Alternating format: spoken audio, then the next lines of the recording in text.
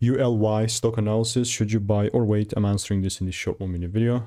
I've invested tens of thousands of dollars in mentors and courses, and I have all that approved documented on my YouTube channel with 40,000 videos. Genuinely, all I'm looking to do is further buy from here, right? Meaning I want to buy even more. So how's this going to look like? I'm going to mark up the top. And honestly, man, like, unless I see that little pull down and a shift, there's no way that I'm buying. Now, I know like people like to overcomplicate stuff, but I mean, the more I've been in the game and I have like literally every single day videos for 5 years, 40,000 videos have been made.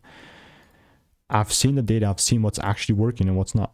When I say this, I'm not being like even overly optimistic, just being realistic. And being realistic here for me means that only if there's that shift am I going to look to buy. So at least that's how it's looking like for me. And if you want to learn how I'm making 5 to 10K per month trading, click the first link in the description and get that free emails. Goodbye.